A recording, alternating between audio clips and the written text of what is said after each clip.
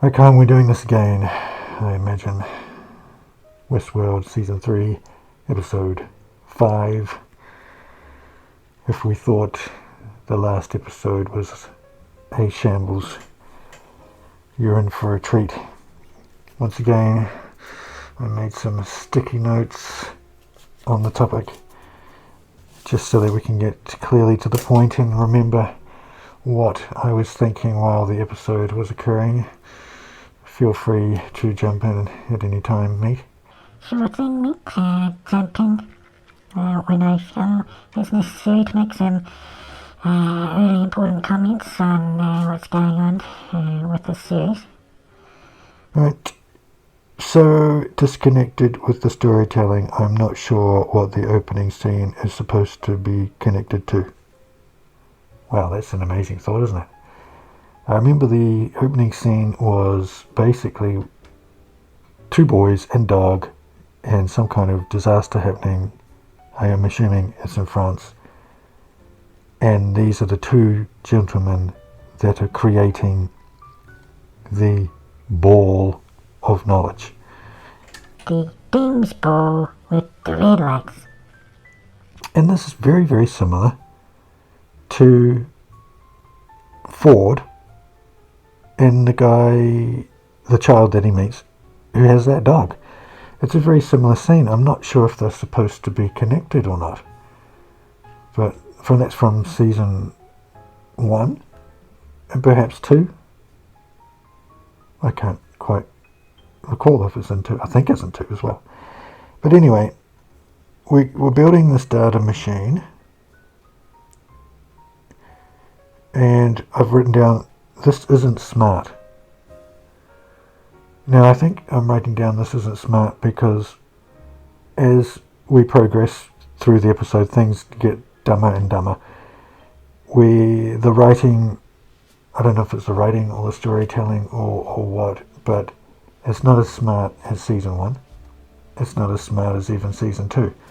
Season 2 was carried by William and his interactions with different characters along the way. The American Civil War characters, the Mexican characters, they carried season 2 story. This story is carried by no one whatsoever. We're introduced to new characters, these new ball-making machine characters whose motivation is to make this thing to have a world that is controllable and doesn't destroy itself, but where they keep encountering outliers who make it difficult for them to make this perfect utopia. Oh gosh, that was a mouthful. It's a bit of a hard one because, once again, they built this kind of perfect world with all this technology that doesn't mirror or extend beyond the technology that we currently have.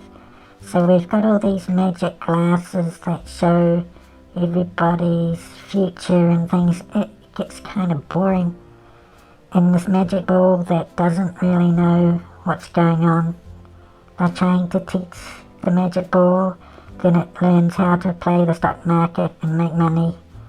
And then the guy that's funding them will continue to fund them if he makes money, but not if he doesn't, or something. So it's a shambles, really. Surface level plot points, not complex, well thought out character paths, motivations, ways they think or try to outthink each other's characters. Each other? Whatever. So that's basically the entire point of this series, is that we haven't got to the point where characters are actively outthinking each other.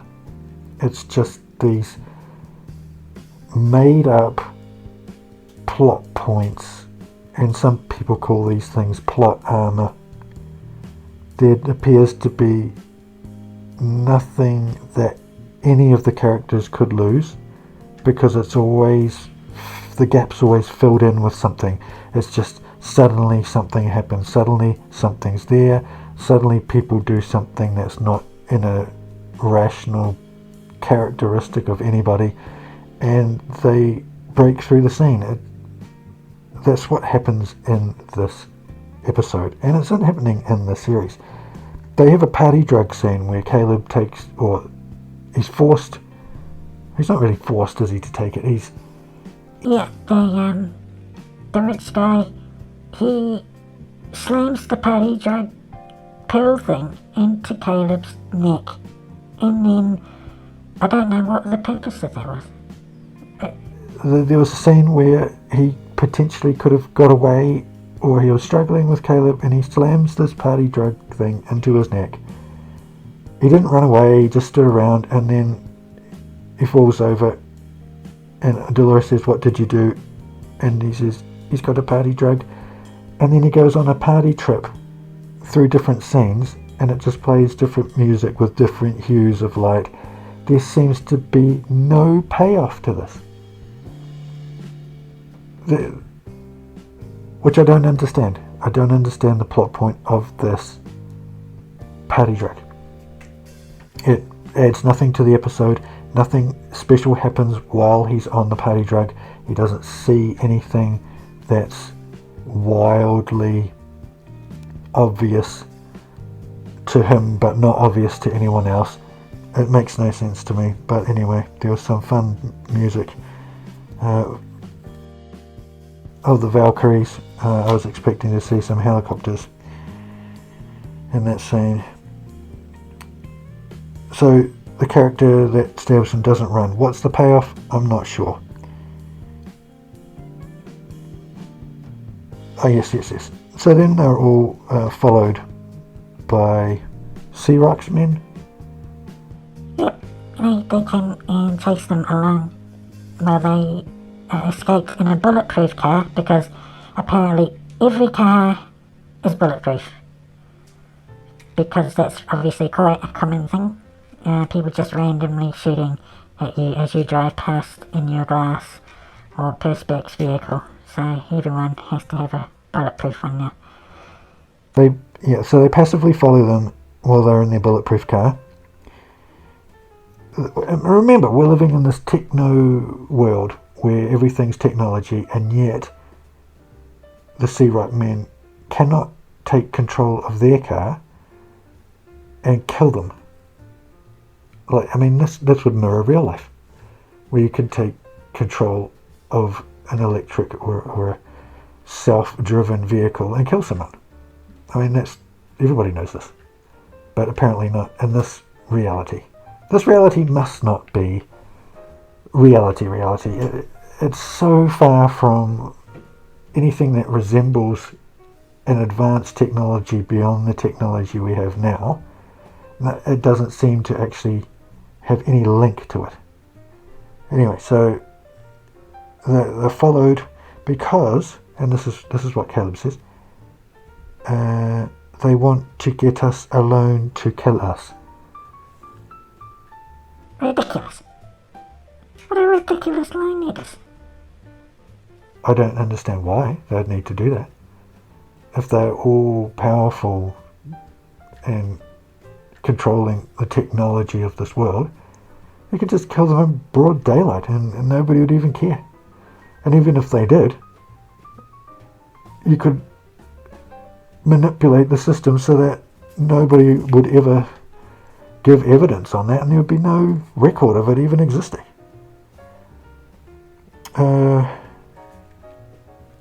And then they literally cut the network board out of the car that they're driving to try and get this guy's fingerprint key. Next, why is Dempsey's private key not disabled? Yeah, so they're trying to capture this guy. Why is his private key still active so that he can use it to aid Dolores? That's a question I can't answer. It's just one of those convenient plot things that helps the story get along totally illogically and in a messy way. So It's one of those. Oh, I shot you, but no, back to the last minute. One of those ones. Where did the magic grenade launcher come from? So I don't know. Somebody just handed them this magic grenade launcher, and it's a magic one. It's not just a normal one. It just flies off and it becomes a drone and then flies into cars and blows them up. But they only use it once. They don't use it for the other car. Because why would they? They use a flaming motorcycle instead to trip the other car up. And then the guys inside actually survive that crash. And they get out and they shoot at each other. And then some other dudes turn up. That's right, the other dudes turn up from episode 1 or whatever. And then they shoot some guys too. So I said ridiculously bad at this point, all made up as it goes. Nothing occurs in a realistic manner.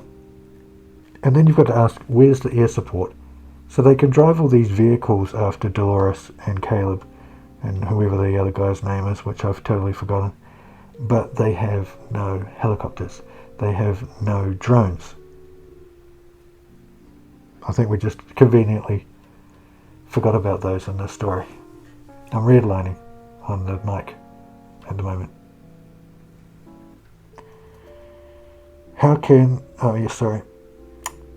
Side story, party drug thing is stupid. Yes, because there's no payoff. Nothing happens.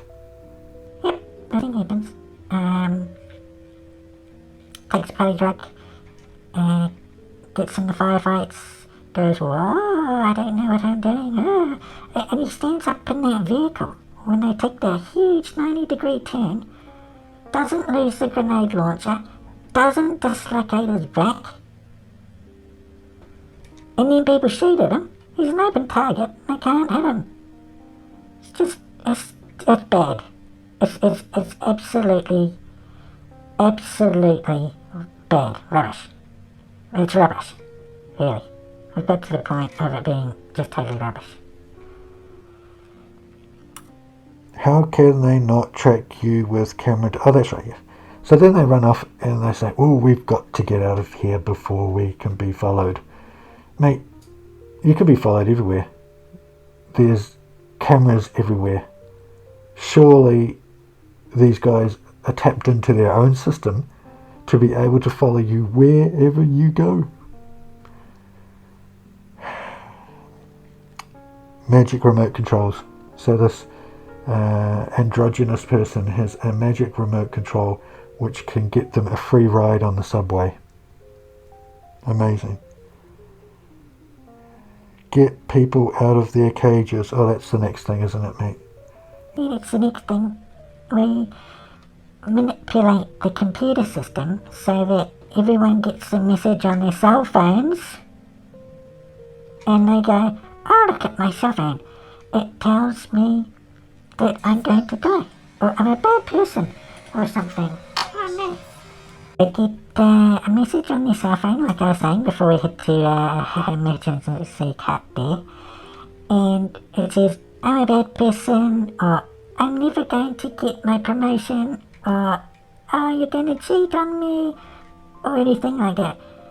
Nobody has a good one that says, I'm going to succeed, I'm going to be a millionaire. And everyone sits around, and after a while, they actually do get angry, and there's some violence in the street. But most people just sit around dumbfounded. Yeah, nobody questions this either. Nobody questions this. Nobody sits next to anyone and questions it and says, what is this? Can I believe this? They don't even question whether this is real or not. So a lot of people either spiral into absolute aggressive violence towards each other or manic depression. There's never any questioning of the system, which is, I would have expected to be a normal psychological reaction for a human being, is to question something. I know most people probably don't, but certainly some people would question it. What else have we got? Also, this is a mirror of what happens in Westworld, isn't it? So then people in Westworld find out, oh, I'm actually being manipulated, and I've woken up in Westworld. That's the second one gone.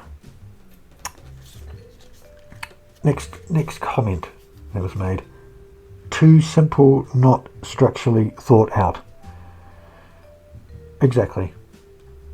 Then we've got that guy, is it Dempsey? Dempsey's son or something, dies in the sand.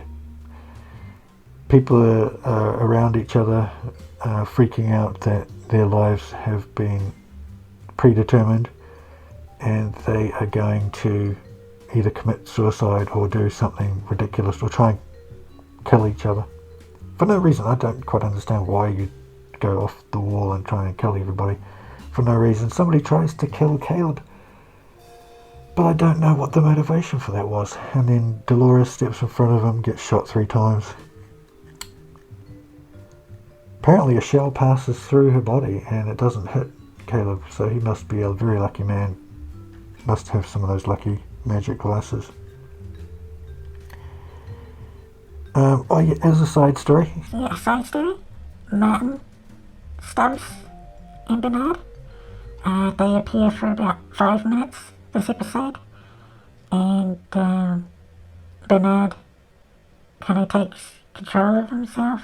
Martin forgot Stubbs was around in the building, and then they have a fight, and Stubbs gets Martin's control of Martin, and Bernard takes his remote control back and turns himself back into Bernard.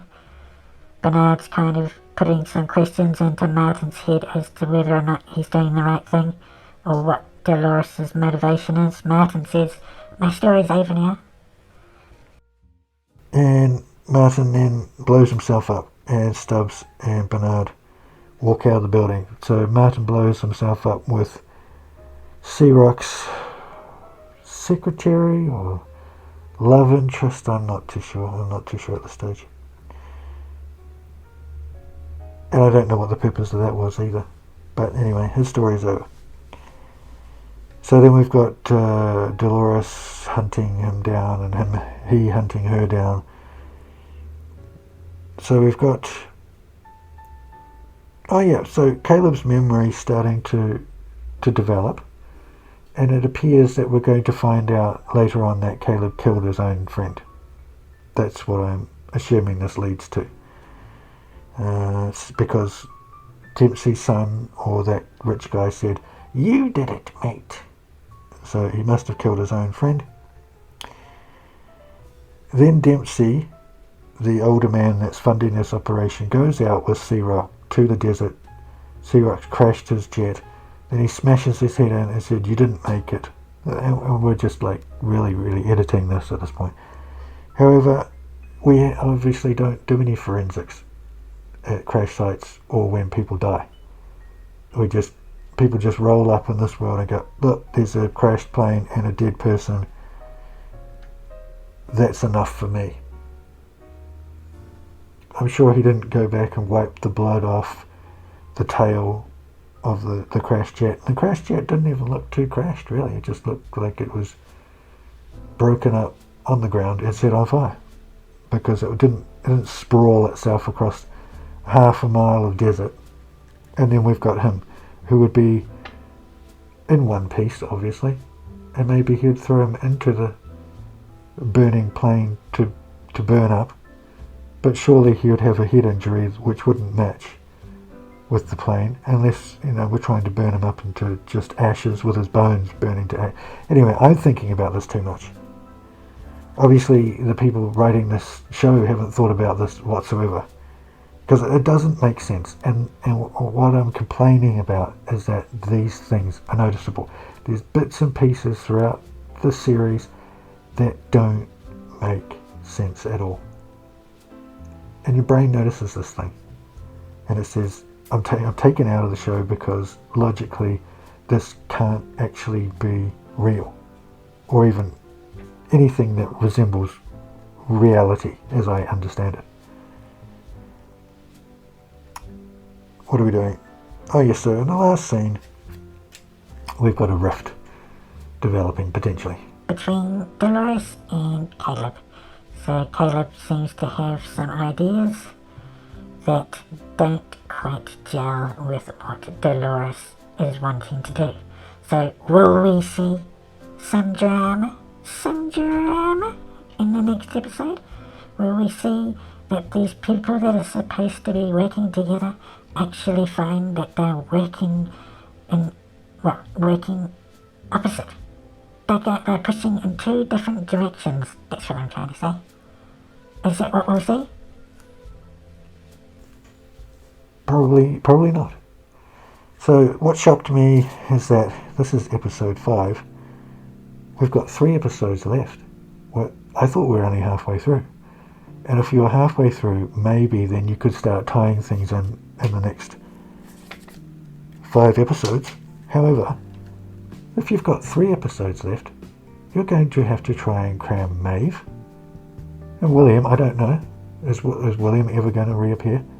Dolores, Hale, Bernard, Caleb, what's his face? Sea-Rock, Stubbs. You're going to have to try and tie up all of that in the next 3 episodes. I would be amazed if, I'd be amazed if any of that could be well presented in 3 episodes. Yeah, it's gonna be like a miracle. Maybe if they had those magic glasses, they could see what the next 3 episodes are gonna be like. And that magic ball thing, and they could predict each kind of path, and they could choose a really great one to finish the story off really well. Well, it's certainly going to be something to see, and I will be back, and so will you. Yes, so will I. For the next one, which is episode 6. Will this be an amazing episode, or will it be a not structurally thought out episode?